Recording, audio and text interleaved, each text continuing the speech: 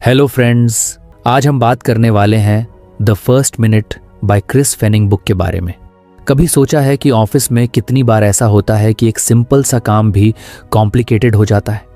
Meetings खिंचती जाती हैं, emails का जवाब नहीं आता और प्रोजेक्ट्स अटक जाते हैं। ये सब इसलिए नहीं कि लोग काम नहीं जानते या स्किल्ड नहीं हैं, बल्कि इसलिए क्योंकि कम्युनिकेशन क्लियर नहीं होता। फेनिंग अपनी किताब की शुरुआत इसी बात से करते हैं। कम्युनिकेशन ही सबसे बड़ी वजह है बिजनेस इनएफिशिएंसी की। हम अक्सर सोचते हैं कि किसी बात को समझाने के लिए पहले बैकग्राउंड देना जरूरी है, एक लंबा कॉन्टेक्स्ट देना चाहिए ताकि सामने वाला पूरी पिक्चर समझे। लेकिन फेनिंग इस सोच को उल्टा कर देते हैं। वो कहते हैं कि क्लैरिटी तभी आती है जब आप शुरुआत में ही साफ साफ बता दें कि आप क्या चाहते हैं और आपकी बात का पर्पस क्या है। एक्स्ट्रा डिटेल्स बाद में भी दी जा सकती हैं। अगर आप शुरुआत में ही मेन पॉइंट क्लियर नहीं करते तो सामने वाला कंफ्यूज हो जाता है और कॉन्वर्जेशन बार बार पीछे लौट जाती है। इमेजिन करो कि कोई दोस्त तुम्हें कॉल करता है और 5 मिनट तक ये बताता रहता है कि वो कहाँ था, क्या कर रहा था, किससे मिला, लेकिन आखिर में वो कहना क्या चाहता है ये पता ही नहीं चलता। अब सोचो, अगर वो शुरुआत में ही कह दे, भाई मुझे तुझसे एक फेवर चाहिए, तो तुम्हारा ध्यान एकदम शार्प हो जाएगा, क्योंकि तुम जान गए कि बात का मकसद क्या है। यही चीज प्रोफेशनल वर्ल्ड में भी काम करती है। फेनिंग न्यूरोसाइंस का एग्जाम्पल देते हैं। उनका कहना है कि हमारा दिमाग बहुत तेजी से जज करता है कि सामने वाला इंसान क्या कह रहा है, उसकी बात कितनी इंपॉर्टेंट है और क्या उस पर ध्यान देना चाहिए। अगर एक कॉन्वर्सेशन पहले 1 मिनट में ही रेलेवेंट न लगे तो हम मेंटली डिस्कनेक्ट हो जाते हैं। मतलब अगर आप शुरुआत में ही पॉइंट पर नहीं आते तो सामने वाला आपकी बात पर ध्यान ही नहीं देगा। ऑफिस एनवायरनमेंट में जब कम्युनिकेशन वेग होती है तो लोग असम्पशंस बनाने लगते हैं और असम्पशंस अक्सर गलत निकलते हैं। इससे काम में डिले होता है, गलतफहमियां बढ़ती हैं और फ्रस्ट्रेशन भी। लेकिन जब कोई पर्सन अपनी बात क्लियरली और कॉन्फिडेंटली रखता है तो ना सिर्फ वो क्रेडिबल लगता है, बल्कि उसकी बात समझना और उस पर एक्शन लेना भी आसान हो जाता है। एक और इंटरेस्टिंग बात फेनिंग बताते हैं। हम लोग अक्सर ये सोचते हैं कि क्लियर कम्युनिकेशन का मतलब है ज्यादा बोलना, लेकिन असल में कम शब्दों में साफ मैसेज डिलीवर करना ही सबसे इफेक्टिव तरीका है। जितना ज्यादा आप अननेसेसरी डिटेल्स में उलझेंगे, उतना ही सामने वाला बोर्ड होगा या कंफ्यूज्ड रहेगा। इसलिए अगर आप चाहते हैं कि आपकी बात सुनी जाए और समझी भी जाए, तो शुरुआत में ही बताइए कि आप क्या चाहते हैं। फॉर एग्जाम्पल, एक मैनेजर अपने टीम से कहता है, let me tell you a story about something that happened last quarter, और फिर वो 10 मिनट तक एक पुराना इंसिडेंट एक्सप्लेन करता है। लेकिन अगर वो सीधा बोले, we need to improve our client response time by 30% and here's why, तो पूरी टीम एकदम अलर्ट हो जाएगी, क्योंकि उन्होंने पर्पस जान लिया। क्लैरिटी सिर्फ लैंग्वेज से नहीं आती, बल्कि आपके टोन, बॉडी लैंग्वेज और डिलीवरी से भी आती है। जब आप कॉन्फिडेंट होते हैं कि आप क्या कहना चाहते हैं तो आपकी आवाज में फर्मनेस होती है, और जब आप खुद अनश्योर होते हैं तो आपकी बातों में घबराहट और कंफ्यूजन दिखती है। सामने वाला भी इसी एनर्जी को अब्सॉर्ब करता है। एक अच्छी कम्युनिकेशन की सबसे बड़ी क्वालिटी होती है कि वो एक्शन ओरिएंटेड होती है, यानी बात करने के बाद सुनने वाले को पता चले कि उसे करना क्या है। जब कोई ईमेल वेग होती है जिसमें लिखा होता है let me know your thoughts, तो सामने वाला सोचता है कि उसे रिप्लाई करना भी है या नहीं।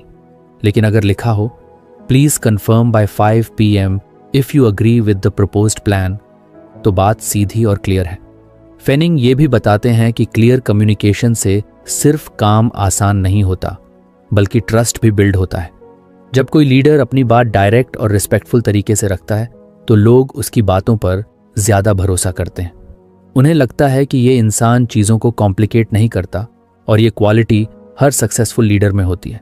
कम्युनिकेशन क्लियर होने से टाइम भी सेव होता है। सोचना कि आपको हर चीज एक्सप्लेन करनी है, हर छोटी बात शेयर करनी है, ये एक मिथ है। असल में लोग अप्रिशिएट करते हैं जब आप उनकी टाइम की वैल्यू करते हैं और सिर्फ वही इंफॉर्मेशन देते हैं जो जरूरी है।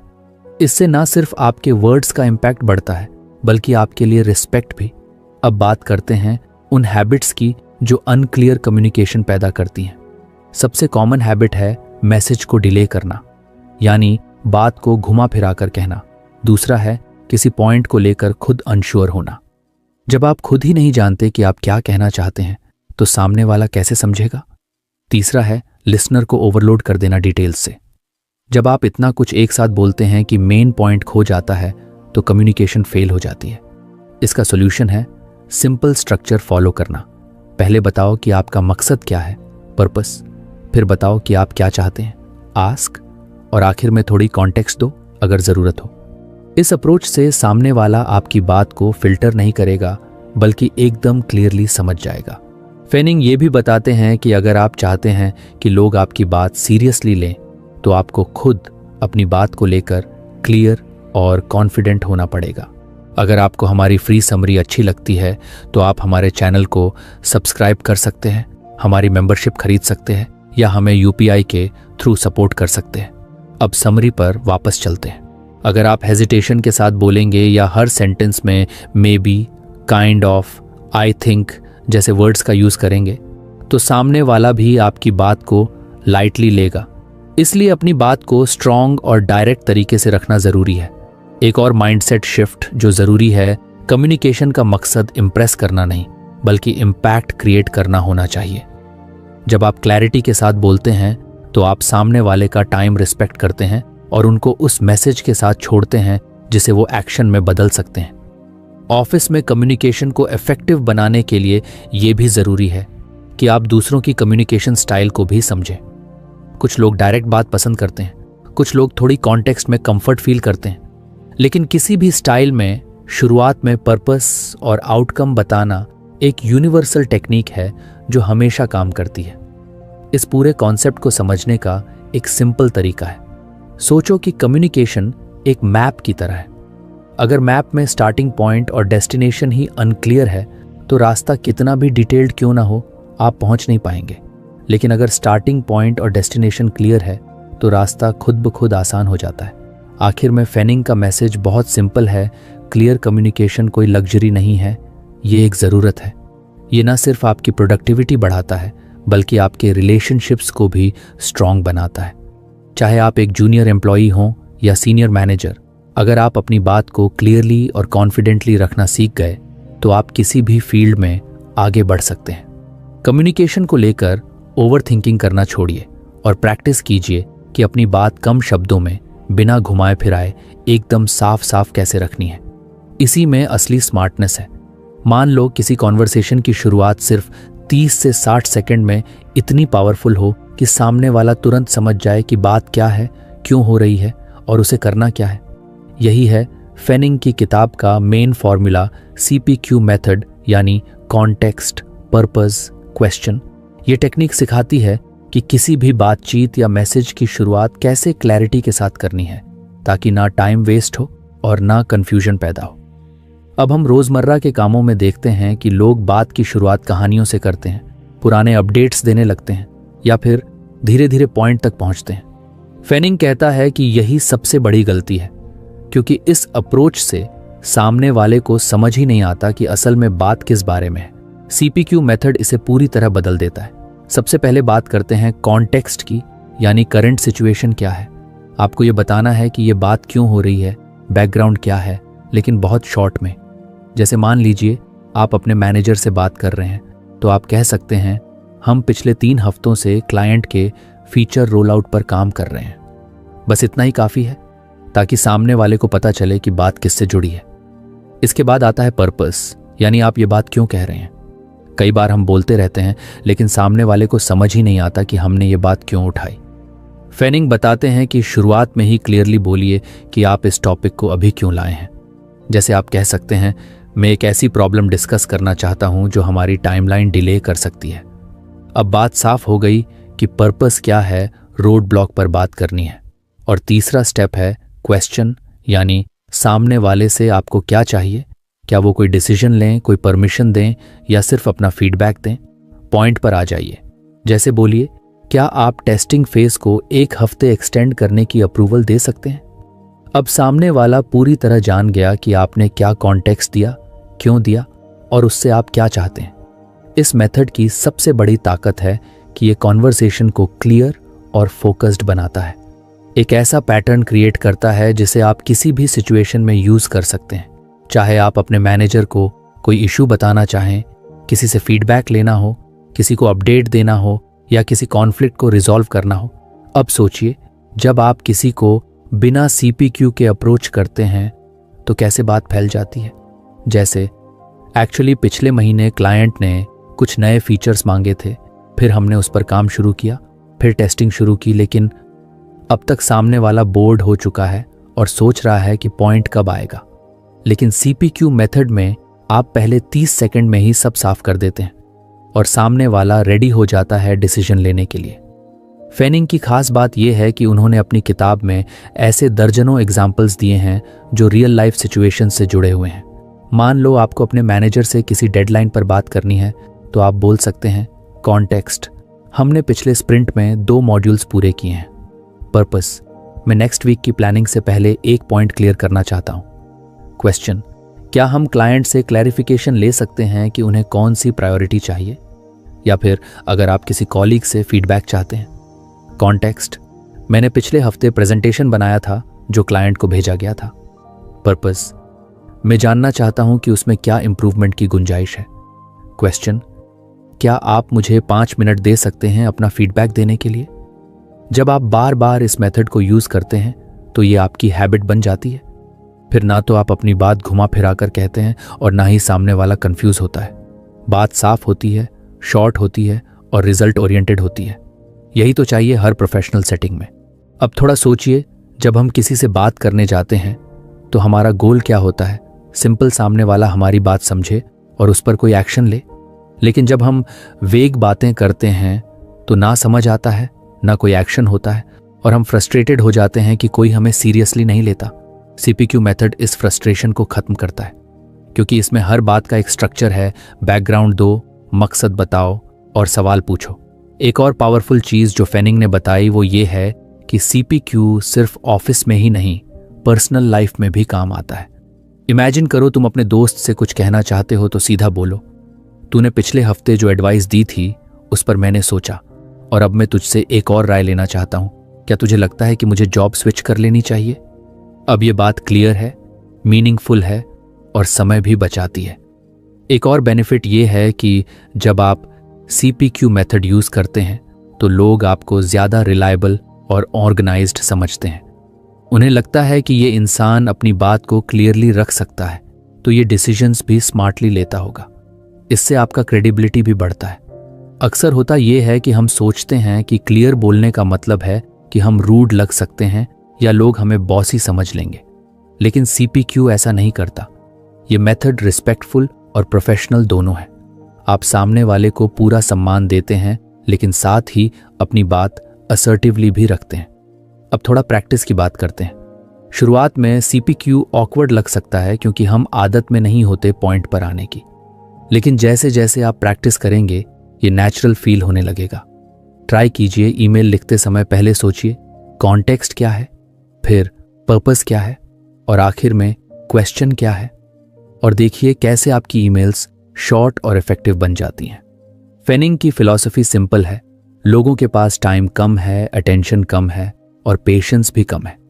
अगर आप चाहते हैं कि आपकी बात सुनी जाए तो पहले 30 सेकंड में ही वो सब कहिए जो मैटर करता है, और CPQ इस काम में आपका सबसे स्ट्रॉन्ग टूल है। अब एक बार फिर सोचिए, अगर आप हर कॉन्वर्जेशन की शुरुआत इस तरह करें कि सामने वाला 60 सेकंड में ही सब समझ जाए, तो कितने मिसअंडरस्टैंडिंग्स, डिलेज और अननेसेसरी मीटिंग्स से बच सकते हैं। यही पावर है CPQ मेथड की।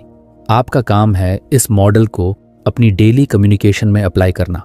चाहे आप जूनियर हैं, सीनियर हैं या किसी भी रोल में हैं, अगर आप क्लियरली और कॉन्फिडेंटली बात रख सकते हैं तो आप हर जगह एक स्टेप आगे रहेंगे। काम की दुनिया में कम्युनिकेशन सबसे जरूरी चीज है, लेकिन सबसे ज्यादा मिसअंडरस्टैंडिंग्स भी इसी से होती हैं। फेनिंग की किताब में ये बताया गया है कि लोग बातचीत करते समय कुछ ऐसी आदतें अपनाते हैं जो बात को स्ट्रांग बनाने के बजाय उसे वीक बना देती हैं। इन गलतियों को वो कॉमन कम्युनिकेशन पिटफॉल्स कहते हैं, यानी ऐसी छोटी छोटी गलतियां जो हमारी बात का असर कम कर देती हैं और सामने वाले को कंफ्यूज या अनइंटरेस्टेड बना देती हैं। अगर हम इनसे बचना सीख जाएं तो हमारी हर बात ज्यादा इम्पैक्टफुल बन सकती है। सबसे पहली गलती जो लोग करते हैं वो है रैम्बलिंग, यानी बात को घुमा फिरा कर कहना। कई बार लोग बातचीत की शुरुआत इमोशन या बैकग्राउंड से करते हैं, जैसे मुझे लगा आपको बताना चाहिए कि जब मैं क्लाइंट कॉल पर था तो मुझे थोड़ी परेशानी हुई, क्योंकि पिछली बार जब हम बात कर रहे थे, अब इसमें ना तो साफ पता चल रहा है कि पॉइंट क्या है और ना ही सामने वाला इंटरेस्ट ले पा रहा है। फेनिंग कहता है कि कॉन्वर्सेशन की शुरुआत क्लियर और शार्प होनी चाहिए, ना कि इमोशंस और हिस्ट्री से भरी हुई। स्टोरी टेलिंग अपनी जगह सही है, लेकिन पहले 30 से 60 सेकंड में नहीं। उस समय आपको एक्शन के लिए फ्रेम करना होता है, नॉट एंटरटेनमेंट के लिए। दूसरी बड़ी गलती है ओवर एक्सप्लेनिंग, यानी ज़रूरत से ज़्यादा डिटेल्स दे देना, वो भी शुरुआत में। मान लीजिए आप एक टेक्निकल चीज़ एक्सप्लेन कर रहे हैं और आपने फुल प्रोसेस या बैकग्राउंड डेटा देना शुरू कर दिया, तो सामने वाला बोर्ड हो सकता है या उसे समझ ही नहीं आएगा कि ये बात क्यों की जा रही है। फेनिंग कहते हैं कि किसी भी टेक्निकल डिटेल को तब तक मत दीजिए जब तक आपने ये एस्टैब्लिश ना कर दिया हो कि ये डिटेल रेलिवेंट क्यों है। पहले सामने वाले को बताइए कि इससे उसका क्या लेना देना है, फिर चाहें तो डिटेल में जाइए। तीसरी कॉमन गलती है पैसिव ओपनिंग्स। कई बार हम अपनी बात शुरू करते हैं कुछ ऐसे फ्रेजेस से, I was just wondering if maybe we could, या I thought it might be okay to bring this up. अब ऐसे शब्द आपकी बात को सॉफ्ट बना देते हैं, लेकिन इतने सॉफ्ट कि सामने वाले को लगे ही नहीं कि आप सीरियसली कुछ कह रहे हैं। ये अप्रोच आपकी अथॉरिटी और कॉन्फिडेंस को कमज़ोर कर देती है। फेनिंग कहते हैं कि जब आप बात करें तो रिस्पेक्टफुली लेकिन असर्टिवली करें। जैसे अगर आपको कोई डिसीजन चाहिए तो साफ साफ कहिए, मुझे आपकी राय इस प्रस्ताव पर आज देनी होगी, can we discuss it now. इस तरह सामने वाला सीरियसनेस समझता है और एक्शन लेने के लिए तैयार होता है। एक और बड़ी गलती है अस्यूम्ड नॉलेज, यानी ये मान लेना कि सामने वाला पहले से सब जानता है। हम अक्सर ये सोचते हैं कि दूसरे को प्रोजेक्ट का बैकग्राउंड पता होगा, कौन कौन लोग उसमें हैं या क्या क्या इशू चल रहा है, लेकिन हर बार ऐसा नहीं होता। फेनिंग बताते हैं कि अगर आप कॉन्टेक्स्ट स्किप कर देते हैं तो सामने वाला आपकी बात का मतलब ही नहीं समझ पाता और कॉन्वर्सेशन इधर उधर भटकने लगती है। इसलिए ज़रूरी है कि आप शॉर्ट में क्लियर कॉन्टेक्स्ट दें ताकि लिसनर आपके साथ उसी पेज पर आ सके। अब बात करते हैं इम्पैक्ट की। फेनिंग कहते हैं कि शुरुआत के कुछ सेकंड्स में ही ये तय हो जाता है कि आपकी बात को इम्पोर्टेंस मिलेगी या नहीं। अगर आपने बात की शुरुआत अनक्लियर, वीक या बोरिंग तरीके से की तो अटेंशन खत्म हो जाती है। इसके बजाय अगर आप अपनी बात सीधे और कॉन्फिडेंटली रख दें तो सामने वाला तुरंत अलर्ट हो जाता है। जैसे एक एग्जाम्पल लीजिए, I was just thinking about our budget. ये सुनने में ऐसा लगता है जैसे कोई कैजुअली सोचा जा रहा है, कोई अर्जेंसी नहीं है। लेकिन अगर आप कहें, I need a decision on the project budget this week, can we talk, तो बात सीधी है और सामने वाले को पता चलता है कि यह ज़रूरी डिस्कशन है। असल में फेनिंग यही कहते हैं कि कॉन्वर्सेशन की शुरुआत एक्शन ओरिएंटेड होनी चाहिए। स्टोरी टेलिंग हिस्ट्री या इमोशन से नहीं, बल्कि फोकस और इंटेंशन से शुरू होनी चाहिए। और ये तब और आसान होता है जब हम कॉन्शियसली अपनी बात फ्रेज करना सीख जाएं। अब थोड़ा सोचिए, क्या आपने कभी किसी मीटिंग में ऐसा फील किया है कि लोग बोल तो रहे हैं लेकिन पॉइंट पर नहीं आ रहे? या फिर कोई ईमेल आया हो जिसमें इतना सारा लिखा है कि असली बात समझ ही ना आए? ये सब इसी कारण होता है कि लोग कम्युनिकेशन के इन पिटफॉल्स में फंस जाते हैं। इसलिए अगर आप इन आदतों से बचें तो आपकी बात औरों से अलग लगेगी।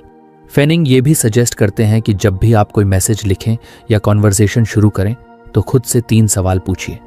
1, क्या मैं बात को अननेसेसरी लंबा तो नहीं कर रहा? दूसरा, क्या मैं शुरू में ही रेलेवेंस एस्टैब्लिश कर रहा हूं? तीसरा, क्या मैं असर्टिव हूं या मेरी बात पैसिव लग रही है? अगर इन तीनों का जवाब सही में हाँ है तो आपकी बात इम्पैक्टफुल बनेगी, और नहीं तो थोड़ा रिफ्रेज करने की ज़रूरत है। एक और मज़ेदार बात यह है कि फेनिंग इसको एक हैबिट की तरह देखने को कहते हैं। शुरुआत में शायद आपको लगे कि आप बहुत डायरेक्ट हो रहे हैं या बात छोटी लग रही है, लेकिन असल में यही क्लैरिटी आपके प्रोफेशनल वैल्यू को बढ़ाती है। लोग आपको याद रखते हैं कि ये इंसान साफ साफ बात करता है और टाइम बचाता है। अब आप खुद सोचिए, क्या आप अपनी कम्युनिकेशन में कभी इनमें से कोई गलती करते हैं?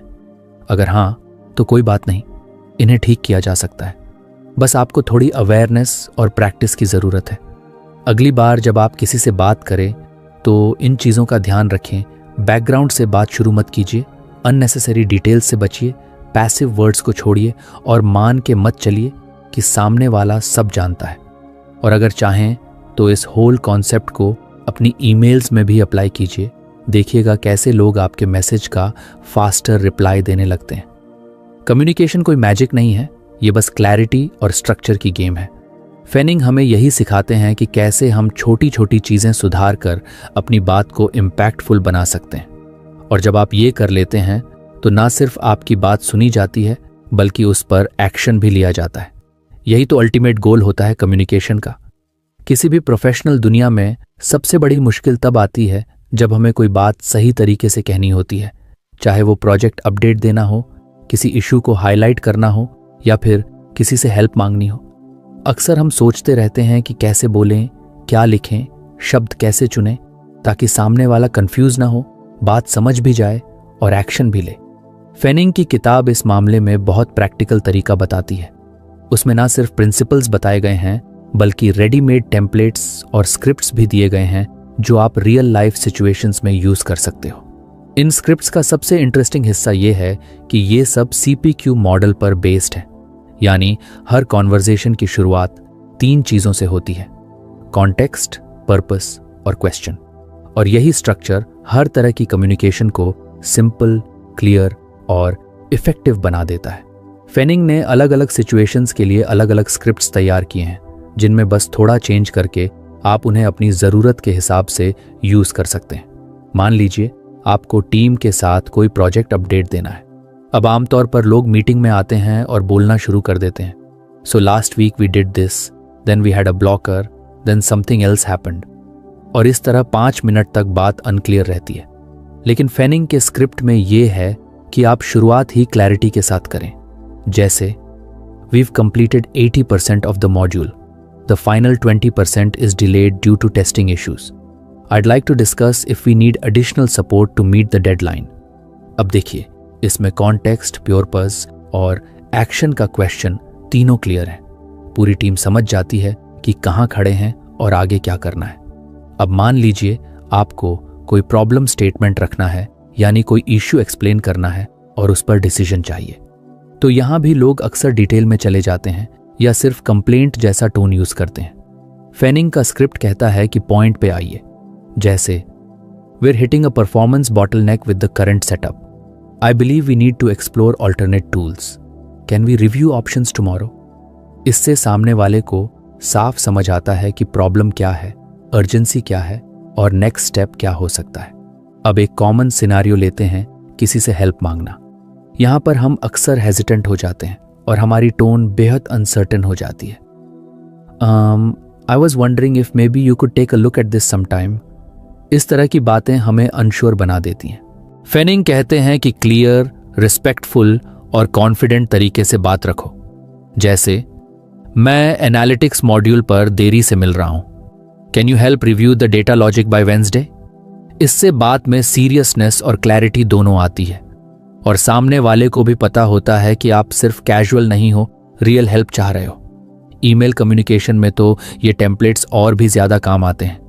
अक्सर हमारे ईमेल्स इतने लंबे हो जाते हैं कि सामने वाला पढ़ ही नहीं पाता या फिर उसमें से मेन पॉइंट मिस कर देता है। फेनिंग सजेस्ट करते हैं कि सब्जेक्ट लाइन से लेकर बॉडी तक CPQ अप्रोच फॉलो करें। जैसे अगर आपको किसी मीटिंग को रीस्केड्यूल करना है तो सब्जेक्ट हो सकता है request to reschedule Thursday's planning meeting, और बॉडी में context Thursday's client review has shifted to the same time as our planning session. Purpose we need to reschedule our internal sync so we are prepared. Question would Friday 10 AM work for you? अब सोचिए, ऐसा email पढ़ने में भी आसान है, समझने में भी और रिप्लाई करने में भी। फेनिंग ये भी कहते हैं कि इन स्क्रिप्ट्स को आप एक बार याद कर लें या कम से कम प्रैक्टिस कर लें तो धीरे धीरे ये आपके बातचीत के तरीके का हिस्सा बन जाती हैं। जैसे हम कुछ रेडीमेड फ्रेजेस सीख लेते हैं जो हर जगह चल जाते हैं, वैसे ही ये स्क्रिप्ट्स भी प्लग एंड प्ले होती हैं। बस थोड़ा अडैप्ट कीजिए, सामने वाला कौन है और सिचुएशन क्या है, फिर यूज़ कर लीजिए। इसके अलावा वर्बल और रिटन दोनों में ये फॉर्मेट्स इक्वली यूजफुल हैं। आप चाहे मीटिंग में बोल रहे हों, जूम पर अपडेट दे रहे हों, ईमेल भेज रहे हों या इवन कोई मैसेज लिख रहे हों, हर जगह CPQ बेस्ड स्क्रिप्ट्स आपको कॉन्फिडेंट और क्लियर कम्युनिकेटर बनाती हैं। मान लीजिए किसी जूनियर टीम मेंबर से फीडबैक चाहिए। अब आप बोलते हैं, so how do you feel about the report? ये थोड़ा वेग है और उन्हें समझ ही नहीं आता कि क्या बताना है। लेकिन अगर आप फेनिंग के स्टाइल में कहें, you work closely on the report for 2 weeks, context, I want to know if the structure is working और needs adjustment, purpose, can you share your honest feedback by end of day, question. तो ना सिर्फ message clear है बल्कि सामने वाले को भी फील होता है कि उनकी राय मैटर करती है। इसी तरह अगर कभी कोई डिले एक्सप्लेन करना हो, जो कि बहुत कॉमन सिचुएशन है, तो भी फेनिंग का मॉडल काम आता है। अक्सर हम ऐसा कहते हैं, sorry I couldn't finish the task, I had back to back meetings and. लेकिन फेनिंग कहते हैं कि उस एनर्जी को शिफ्ट करो और बातचीत को अकाउंटेबिलिटी और सॉल्यूशन की तरफ ले जाओ। जैसे, the task is pending due to scheduling conflicts, context, I want to avoid further delays, purpose, can we move the deadline to Friday and I'll block time for it, question। इससे आपकी बात honest भी लगती है और solution oriented भी। फेनिंग ये भी बताते हैं कि स्क्रिप्ट्स मैकेनिकल नहीं लगती अगर आप उनमें अपनी टोन और स्टाइल रखो। यानी CPQ एक फॉर्मूला है, लेकिन उसकी डिलीवरी नेचुरल होनी चाहिए। आप अपने शब्दों में बात रखो, बस स्ट्रक्चर वही रहना चाहिए। इससे आपकी बात ऑर्गेनाइज्ड लगेगी, लेकिन रोबोटिक नहीं। असल में ये सारी चीज़ें प्रोडक्टिविटी बढ़ाने के लिए हैं। जब कम्युनिकेशन क्लियर होती है तो कन्फ्यूजन कम होता है, मीटिंग शॉर्ट होती हैं, डिसीजंस फास्ट होते हैं और काम एफिशिएंट होता है। और सबसे बड़ी बात, लोग आपकी बात सीरियसली लेते हैं। अब सोचिए, अगर आपके पास हर सिचुएशन के लिए एक छोटा सा स्क्रिप्ट हो, जैसे एक रेडीमेड टूल, तो आपको सोचने में टाइम नहीं लगेगा, हेजिटेशन नहीं होगी और कॉन्वर्जेशन पावरफुल होगी। फेनिंग की यही कोशिश है कि वो कम्युनिकेशन को एक स्किल की तरह सिखाएं, जिसमें टेम्पलेट्स और स्ट्रक्चर आपको शुरुआती बूस्ट दें। तो अगर आप अपनी प्रोफेशनल लाइफ में ज़्यादा कॉन्फिडेंट कम्युनिकेटर बनना चाहते हैं, तो फेनिंग के ये रियल वर्ल्ड स्क्रिप्ट्स एक ट्रेजर की तरह हैं। उन्हें अपनाइए, प्रैक्टिस कीजिए और धीरे धीरे आप खुद अपनी स्क्रिप्ट्स बनाने लगेंगे। और तब कम्युनिकेशन आपके लिए स्ट्रगल नहीं, बल्कि एक स्ट्रेंथ बन जाएगी। क्लैरिटी फेनिंग के अनुसार कोई पर्सनैलिटी ट्रेट नहीं है, बल्कि यह एक स्किल है जिसे कोई भी सीख सकता है और इसे बार बार अभ्यास करने से बेहतर बनाया जा सकता है। अक्सर हम ये मान लेते हैं कि कुछ लोग नेचुरली क्लियर कम्युनिकेटर्स होते हैं, जबकि असल में क्लैरिटी एक लर्न्ड स्किल है जिसे हम अपनी डेली कॉन्वर्सेशंस में सुधार सकते हैं। अगर इसे एक हैबिट के रूप में अपनाया जाए तो ये न सिर्फ हमारी कम्युनिकेशन स्किल्स को बढ़ाता है, बल्कि हमारी लीडरशिप प्रेजेंस और क्रेडिबिलिटी को भी मजबूत करता है। क्लैरिटी का मतलब ये नहीं है कि हमें कॉम्प्लेक्स या टेक्निकल बातों को बेहद आसान बना देना है, बल्कि यह है कि हमारी बातें ऑर्गेनाइज्ड, फोकस्ड और रेलेवेंट हो। फेनिंग का कहना है कि क्लैरिटी की आदत डालने के लिए सबसे पहला स्टेप CPQ मॉडल को अपनी रोजमर्रा की कॉन्वर्सेशंस में अप्लाई करना है। चाहे आप मीटिंग्स में हों, क्लाइंट कॉल पर हों या फिर कैजुअल डिस्कशंस कर रहे हों, हर जगह CPQ का उपयोग करें। अब आप सोच रहे होंगे कि यह आदत कैसे डाली जाए। शुरुआत में थोड़ी मेहनत लगेगी, लेकिन जैसे जैसे आप प्रैक्टिस करेंगे ये एक सेकंड नेचर बन जाएगी। फेनिंग हमें कुछ टिप्स देते हैं जो इस आदत को हमारे जीवन का हिस्सा बना सकते हैं। पहला स्टेप है, छोटी शुरुआत करें। रोजाना एक क्लियर अपडेट दें या एक क्लियर ईमेल भेजें। अब इसे छोटा करने का मतलब ये नहीं है कि आप अपने काम को कम महत्व दे रहे हैं, बल्कि इसका मतलब है कि आप खुद को अपनी कम्युनिकेशन स्किल्स पर काम करने के लिए समय दे रहे हैं। अगर आप दिन में सिर्फ एक बार भी क्लियर और कंसाइज तरीके से कुछ कहते हैं या लिखते हैं, तो यह धीरे धीरे आपकी आदत बन जाएगा। फॉर एग्जाम्पल, मान लीजिए कि आपको किसी को प्रोजेक्ट स्टेटस अपडेट देना है। अगर आप पहले पूरी कहानी या बैकग्राउंड डिटेल से शुरुआत करते हैं तो ये थोड़ा ओवरवेल्म करने वाला हो सकता है, लेकिन अगर आप CPQ के हिसाब से शुरुआत करते हैं तो आप ऐसा कह सकते हैं, context, we've completed 75% of the task, purpose, I want to check if we can get more resources to complete the remaining 25% on time, question, can you help by assigning another developer. ऐसी छोटी updates अगर आप रोज करते हैं तो आपके message को समझने में किसी को भी मुश्किल नहीं होगी। यही प्रैक्टिस धीरे धीरे क्लैरिटी को आपकी हैबिट बना देती है। दूसरी इंपॉर्टेंट टिप है, मीटिंग्स या कॉल्स से पहले जोर से प्रैक्टिस करें। जब भी आपको किसी इंपॉर्टेंट कॉन्वर्जेशन या प्रेजेंटेशन से पहले क्लैरिटी दिखानी हो तो खुद से बात करें। इसे मिरर प्रैक्टिस भी कह सकते हैं। अपनी बातों को रिपीट करें और देखें कि क्या आप अपने मैसेज को सीधे और समझने योग्य तरीके से बता पा रहे हैं। कभी कभी हम अपनी बात को इतने तरीकों से सोचते हैं कि हमें खुद ही नहीं समझ आता कि हम क्या कहने जा रहे हैं।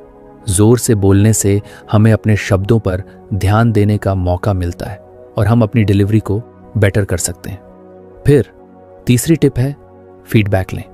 किसी भी हैबिट को सुधारने के लिए फीडबैक बहुत ज़रूरी होता है। अपने पीयर्स से या कॉलीग्स से पूछें कि आपके मैसेज में क्लैरिटी थी या नहीं। अगर वो आपको बताएंगे कि आपने जो कहा था वह समझ में आया या नहीं, तो आप जान पाएंगे कि आपको किस एरिया में और इम्प्रूवमेंट की ज़रूरत है। ये फीडबैक आपको और बेहतर बना सकता है और क्लैरिटी की आदत को आपकी डेली कम्युनिकेशन का हिस्सा बना सकता है। ये ध्यान रखना ज़रूरी है कि क्लैरिटी सिर्फ कम्युनिकेशन तक सीमित नहीं है। जब आप अपनी बातचीत में क्लैरिटी दिखाते हैं तो ये आपके ओवरऑल लीडरशिप स्टाइल को भी प्रभावित करता है। लोग आपकी बातों को समझते हैं, आपकी क्रेडिबिलिटी बढ़ती है और आपकी डिसीजन मेकिंग एबिलिटी पर भी लोग विश्वास करते हैं। जब आप क्लियर रहते हैं तो आपके आसपास के लोग भी क्लियर रहते हैं और फिर टीम के अंदर ट्रांसपेरेंसी और एफिशिएंसी बढ़ती है। जैसे जैसे आप CPQ मॉडल को अपनी कम्युनिकेशन का हिस्सा बनाते जाते हैं, ये धीरे धीरे ऑटोमेटिक हो जाता है। आपको सोचने की ज़रूरत नहीं रहती कि क्या कहना है, क्योंकि आपकी बातें ऑलरेडी स्ट्रक्चर्ड और कंसाइज होती हैं।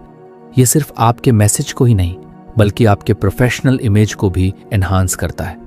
फेनिंग कहते हैं कि अगर हम चाहते हैं कि क्लैरिटी हमारे काम का हिस्सा बन जाए तो हमें इसे हैबिट में बदलना होगा। हम रोज़मर्रा की बातचीत से शुरू करें, प्रैक्टिस करें और हर बार अपने मैसेज को बेहतर बनाने की कोशिश करें। क्लैरिटी कोई रॉकेट साइंस नहीं है, बस एक सिंपल प्रैक्टिस है जिसे हम ध्यान से और नियमित रूप से करते रहें। किसी भी स्किल की तरह क्लैरिटी भी एक ऐसी चीज है जो समय के साथ सुधरती है। शुरुआत में थोड़ी कठिनाई हो सकती है, लेकिन जैसे जैसे आप इस पर काम करते जाएंगे ये आपके लिए एक सेकंड नेचर बन जाएगी। किसी भी कॉन्वर्सेशन में, चाहे वो ईमेल्स हों, मीटिंग्स हों या फोन कॉल्स, क्लैरिटी आपके मैसेज को पावरफुल बनाएगी। और सबसे बड़ी बात यह है कि जब लोग आपकी बातों को समझने में देर नहीं करते तो आपके साथ काम करने का एक्सपीरियंस भी बेहतर होता है। अंत में ये कह सकते हैं कि क्लैरिटी एक ऐसी स्किल है जो न सिर्फ आपकी कम्युनिकेशन को बेहतर बनाती है बल्कि आपकी लीडरशिप क्वालिटी को भी नया रूप देती है। अगर आप चाहते हैं कि आपकी बातें असरदार हों तो ये आदत दिन ब दिन और मजबूत होती जाएगी। बस याद रखें, क्लैरिटी एक जर्नी है, प्रैक्टिस करते रहिए और धीरे धीरे आप इसमें मास्टर बन जाएंगे। तो फ्रेंड्स, ये थी हमारी आज की बुक समरी। आपको कैसी लगी कमेंट करके ज़रूर बताएं और धन्यवाद आपका समरी एंड तक सुनने के लिए।